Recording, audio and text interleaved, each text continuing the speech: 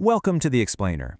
I am so thrilled to have you here today. If you're a focused learner looking to just cut through the noise and get straight to the core of some pretty complex topics, well, you are in exactly the right place.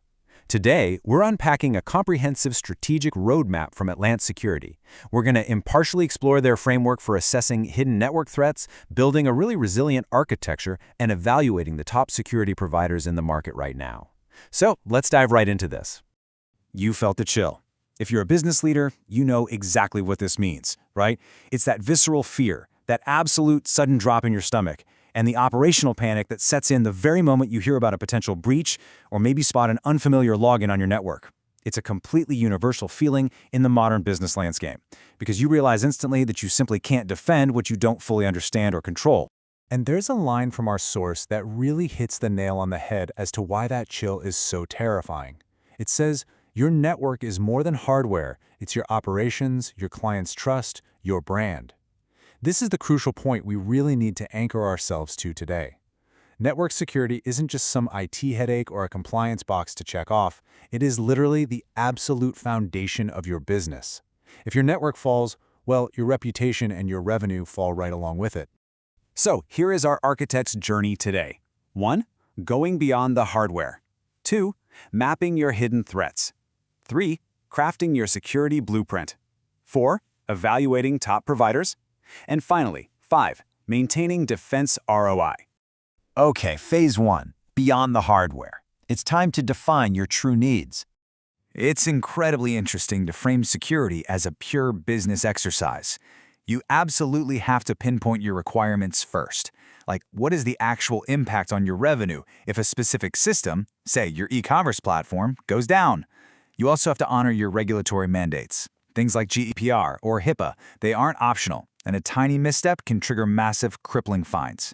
You also need to map out your traffic peaks and lows. A firewall that chokes and dies during your biggest holiday sale, that obviously does way more harm than good. Next up, user risk profiles. Your marketing intern should definitely not have the exact same system access as your CFO. And finally, you've got to weigh your budget constraints, balancing OpEx versus CapEx. Getting this clarity up front kills the confusion and arms you against those cookie-cutter sales pitches. Moving right along to phase 2, mapping your hidden threats. Let's expose those hidden risks. The source lays out this fascinating priority matrix. Imagine taking your threats and rating them on a scale from 1 to 5 for both likelihood and impact. You then multiply those together to get a priority score.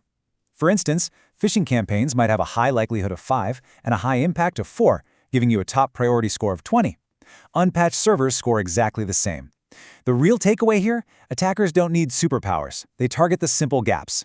A ransomware gang locking up your invoicing system just because of an unpatched server is a highly probable, high-impact event. Using a matrix like this turns your generalized anxiety into actionable math. And that math brings us to a very important threshold, 15.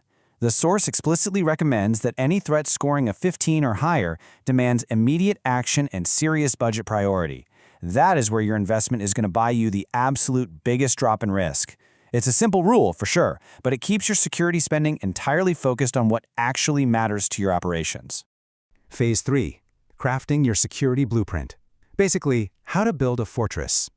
At the very heart of this blueprint is a concept you've likely heard tossed around, zero trust. Let's demystify that jargon right now. A zero trust core simply means you default deny every single user and device. You only allow what you explicitly approve. Think of it as an incredibly strict door policy at a club. It doesn't matter if you're the marketing lead, the new intern, or the CEO, absolutely no one gets in without verifying their identity, every single time.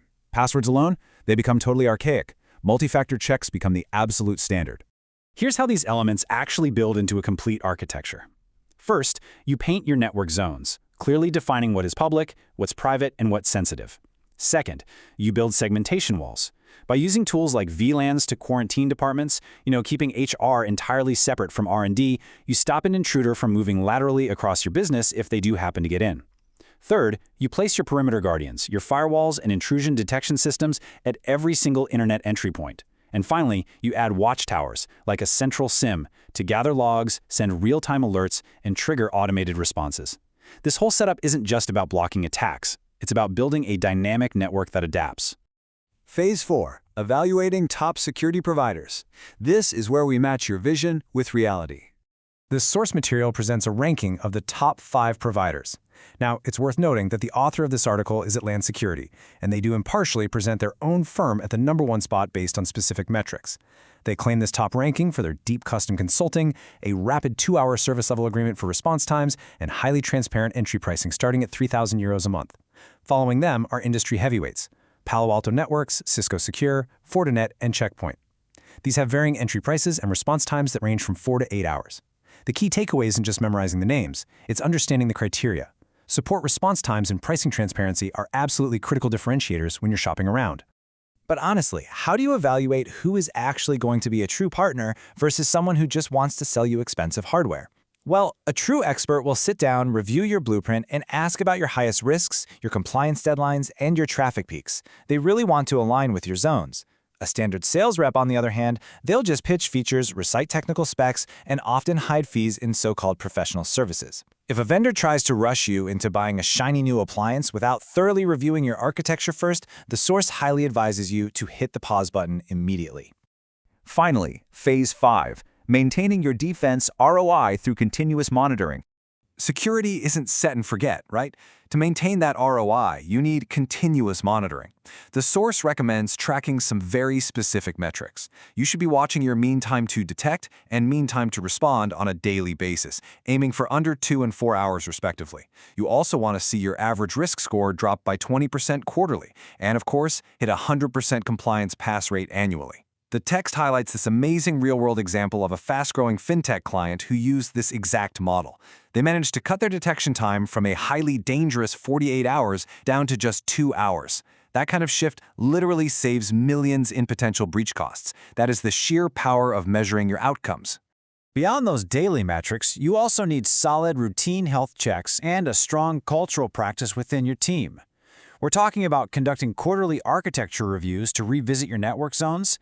It means running biannual penetration tests to simulate actual real-world attacks.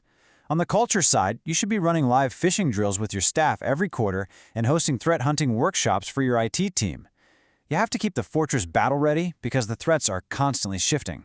As we start to wrap things up, I want to leave you with a pretty provocative question straight from the source material. When did you last test your incident playbooks under pressure? It's one thing to have a neat plan sitting on a desk. It's an entirely different thing to know if your team, your tools, and your vendors will actually hold up when the alarms start blaring. It completely challenges your current level of operational readiness. So, the ultimate goal? Transform your network into a living, adaptive fortress. Ditch the jargon, start thinking like an architect, and demand true, transparent partnership from your vendors. Thank you so much for joining me on this explainer. Before you log off, ask yourself one last time. If your network was breached right this very second, would your playbooks actually hold up? Keep learning, keep questioning, and I'll see you in the next one.